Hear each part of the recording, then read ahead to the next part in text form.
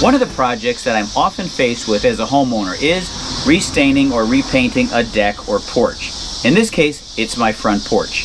For that, I'm going to use Behr Premium Waterproof Stain and Sealer. It says that it lasts 10 years on decks and 25 years on porches. What a joke. Never believe the number of years that it says on the can. You're never going to get that. There's so many other factors beside the quality of the paint. Weather conditions. Is it in direct sunlight? How much foot traffic does it get? What about cracks and splits? How do you deal with those? How many coats do you give it? There's a lot of factors and a lot of preparation that goes in before you even get a paintbrush out and start the project. And if you skip these steps, you might only get a year, maybe 2 years out of your finish. So today on Alley Pick, I'm going to show you how to have the best chance for success when staining your deck or your porch. Now, why don't people just use regular old house paint to paint their deck or porch? Well, there's a good reason for that. If the deck is made out of pressure-treated wood, the stain is going to adhere much better than paint. The stain actually seeps into the wood and it becomes a part of it rather than just an added layer on top, which means that it's not going to chip, crack, or flake.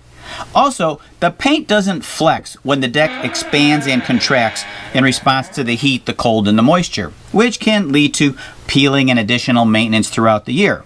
And if you did want to use the paint, you'd have to do it properly. You have to first apply a primer, and then a couple of coats of the paint, and then a sealer.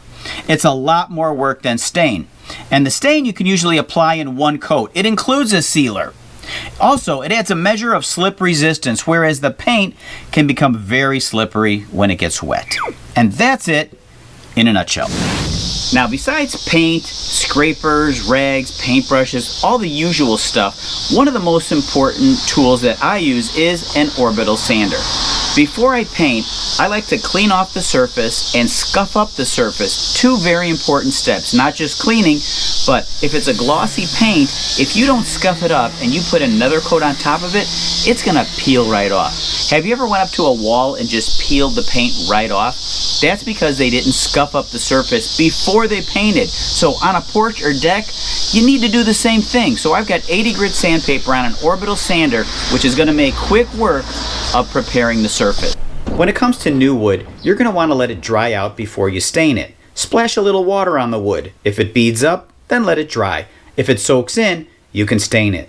It's also a good idea to sand the bare wood before staining it.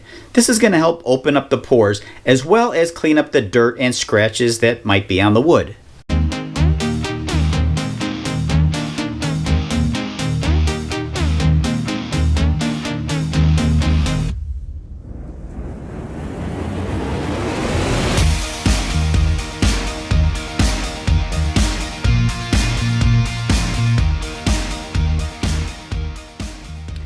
The ends of my deck boards that hang over the steps are flexing.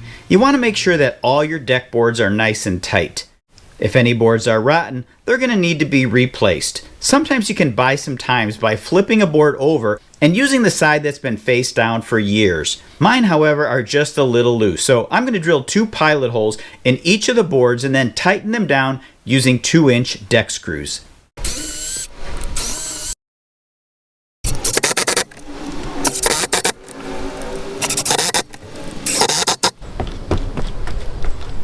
When I bought this house over 20 years ago, all the deck boards had gaps in them. These were not tongue and groove, and I didn't like those large, ugly gaps. So I pressed in a round foam backer rod between all the cracks and then caulked on top of them. Every few years, I need to make a few repairs to the caulk. Now it's going to take several hours for the caulk to dry. I'll probably just come back tomorrow to finish the job.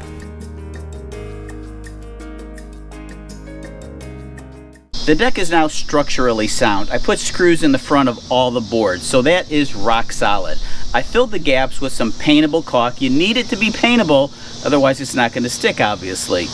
I'm going to let the caulk dry, and then I'm going to wash the whole porch down with a little soap and water, rinse it, let it dry, and then it will be ready to paint.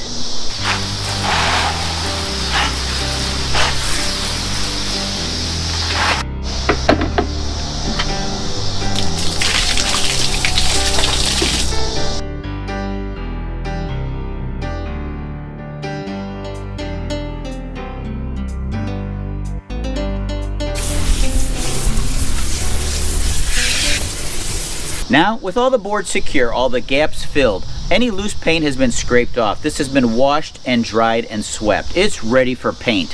If this was bare wood, brand new wood, I would need to give it 2 coats of this stain sealer. But since I've already painted this in the past a couple of times, I'm just going to give it 1 touch-up coat. Not too light, not too heavy. And for that, I'm just going to use a regular old paintbrush. Let's get to it. This can of paint is 2 or 3 years old when I painted the porch last time. I guess I didn't get those 10 years that I was promised. I wonder if I could return the stain since I didn't get those 10 years. I asked Google if I could return Behr paint if I didn't get the 10 years out of it, and it actually said, yes, if the deck stain is within the warranty period, you can contact Behr Paint directly to inquire about a return or replacement for a product that failed prematurely. However, be aware that Behr's warranty for horizontal surfaces like decks is often 6 years, not 10. So check the specific product label for its warranty details. You're also going to need proof of purchase, and you will need to follow Behr's process for handling warranty claims. I don't know what that is, but I guess it's possible. Next time, I just might save the receipt and tape it to the can. This was not a huge porch. Now, if this was a huge deck, I would use the brush to cut in only around the edges and then use a roller for the main boards.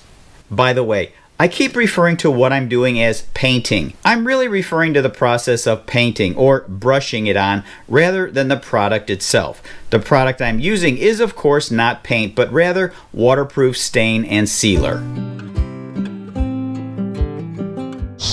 Using a brush allows me to push the paint into all the nooks and the crannies, places that would be a lot more difficult to get to if I had a roller. The other thing you don't want to do is paint in direct sunlight. If the wood is hot and you're putting paint on it, it's going to dry almost instantly, especially if the sun is beating on it. So paint when the sun goes down, paint in a shaded area. Otherwise, the paint will dry too fast and you won't get very good adhesion. Once you think you're done painting, stand up, look at your project, and make sure you didn't miss any spots before you put the lid on the can. The last thing I'm going to say is to read the can for cure time. This particular product says 24 to 48 hours for light foot traffic and 72 hours before fully cured. So wait until the full 72 before you start dragging furniture across your new paint. I'm Tom, this is Alley Picked, and thanks for watching.